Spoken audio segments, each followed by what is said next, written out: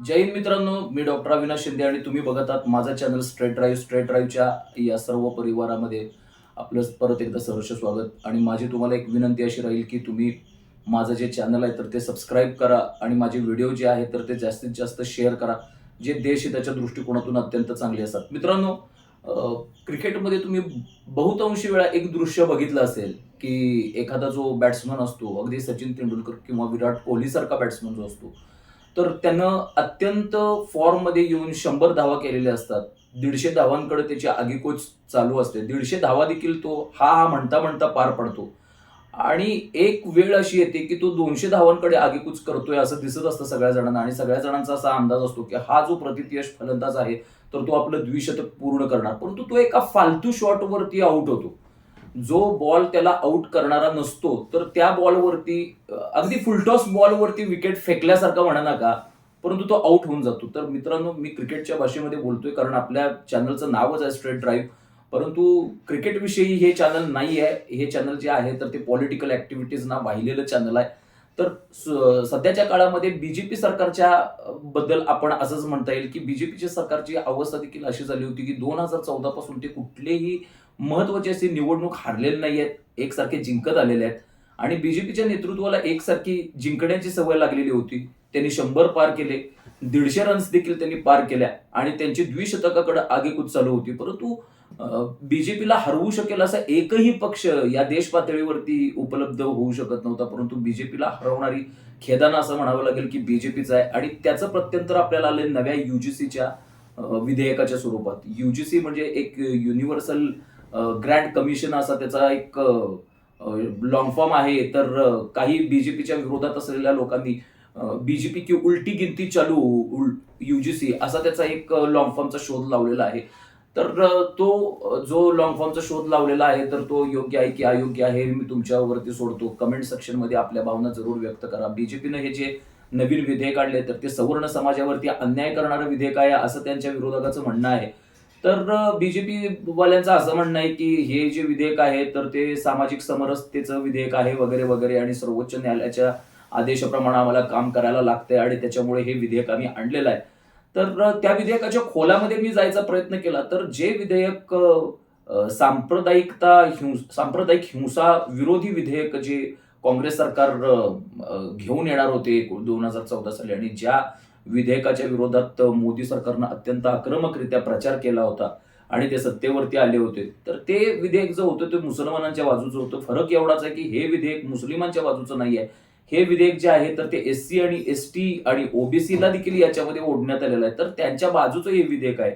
या विधेयकामध्ये असं त्यांनी एक चित्र संक्षेपित केलेलं आहे की हे जे ओपन समाजाचे जे लोक असतात, सवर्ण समाजाचे जे लोक असतात, तर ते परपिट्रेटर्स असतात, म्हणजे जुलूम करणारे असतात. आणि जे खालच्या जातीचे जे लोक आहेत हिंदू समाजातले, तर ते जे आहेत तर ते जुलूम सहन करणारे जे आहेत ते विक्टिम्स आहेत. आणि अशा पद्धतीनं जो जावई शोध या विधेयकाच्या निमित्तानं लावलेला आहे तर त्याच्यामुळे जनमानस पूर्णपणे संतप्त झालेला आहे. आज युपी असू दे, बिहार असू दे, पूर्णपणे उत्तर भारत असू दे, हिंदी भाषिक राज्य जी भाजपची बलस्थानं समजली जातात, तर तिथून भाजपच्या समर्थकांनी आपापले होर्डिंग्सवरून आपापले जे नेत्यांचे चेहरे आहेत तर ते जाळून टाकलेले आहेत, आणि आपल्या गाड्यांवरचे जे बीजेपीचे झेंडे आहेत तर ते जाळून टाकलेले आहेत आणि फेकून टाकलेले आहेत. आणि बीजेपीच्या विरोधात पूर्णपणे एक रोष आपल्याला इथे बघायला मिळतोय. तर योग्य अयोग्यतेचा भाग जर सोडला तर मला असं एवढंच म्हणायचं आहे की बीजेपी, मी यापूर्वी देखील व्हिडिओमधून सारासार सांगत आलेलो आहोत की बीजेपी असू दे किंवा उद्धव बाळासाहेब ठाकरे असतील, महाराष्ट्रापुरतं बोलायचं जर झालं तर बीजेपीचा मतदार वर्ग आहे तो नेहमी आणि नेहमी सवर्ण हिंदू समाज राहिलेला आहे. एससी आणि एसटी वाले लोक त्यांना त्याच्यासाठी कितीही करा, मुस्लिमांच्यासाठी कितीही करा, बीजेपीला कधीही वोट देत नाहीत. आणि असं विधेयक सादर करून बटेंगे तो कटेंगे असा नारा ज्या बीजेपीनं दिला होता, तर त्या बीजेपीनंच आज हिंदूमध्ये जाती जातीमध्ये वाटलेल्याची स्थिती निर्माण केलेली आहे. आणि हिंदूंमध्ये पूर्णपणे जातीभेद निर्माण करायचे भरीतभर म्हणून एससी आणि एसटीच्या जोडीला तुम्ही ओबीसीला देखील आणून बसवलंय आणि सवर्ण समाजावरती अन्याय केलेला आहे. आताच मी एक व्हिडिओ बघत बसलो होतो तर त्या व्हिडिओमध्ये असं दाखवलं होतं की एक सवर्ण समाजातली जी तरुणी आहे तर तिला ते एससी आणि एसटी त्या समाजामधला मुलगा जो आहे तर तो प्रपोज करतो आणि ती त्याला नाही म्हणते. प्रकरण वाढत जातं आणि तो तिच्या विरुद्ध एससी आणि एसटी ऍक्ट जो आहे तर तो लावतो आणि नंतर मॅटर जवळजवळ आहे तर तो 50,000ला तडजोड केली जाते. तर आज आमच्या सवर्णांच्या मुलांनी उद्या कॉलेजमध्ये गेल्यानंतर त्यांनी हेच करत बसायचं का? त्यांनी फक्त जाती जातीमध्ये भांडण बघत बसायचं आणि दुसऱ्या जातीच्या लोकांचा जो सुपिरियरिटी कॉम्प्लेक्स आहे तर तो आपल्या डोक्यावरती घेऊन जगायचा असा आहे का? एक तर सवर्ण समाज जो आहे तर तो मुस्लिमांच्या जातीयवादी कृत्यांमुळे पूर्णपणे त्रस्त आहे, भयभीत आहे.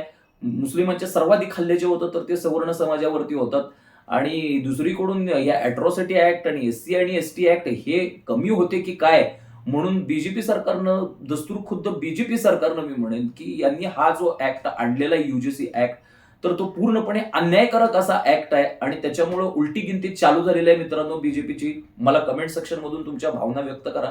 कारण पूर्णपणे उत्तर भारतामध्ये बीजेपीची मध्य प्रदेश असू दे किंवा राजस्थान असू दे, हरियाणा असू दे, उत्तर प्रदेश असू दे, बिहार असू दे, इथं जातीगत इक्वेशन जे आहे तर ते अत्यंत महत्वपूर्ण मानलं जातं आणि हे जे ठाकूर आहेत, बनिया आहेत, वैश्य समाजाचे लोक आहेत, ब्राह्मण समाजाचे लोक असतील, या सगळ्यांचा जो सपोर्ट असतो इकॉनॉमिकल असतो किंवा मॉरल सपोर्ट असतो तर तो नेहमी बीजेपीला राहिलेला आहे आणि बीजेपीची अत्यंत निरपेक्ष वृत्तीनं आतापर्यंत हे जे मतदार वर्ग आहे तर ते सेवा करत आलेले असताना बीजेपीने हे आत्मघातकी पाऊल का उचललेलं आहे ते याच्यामध्ये एक मत आपल्याला ऐकायला मिळते.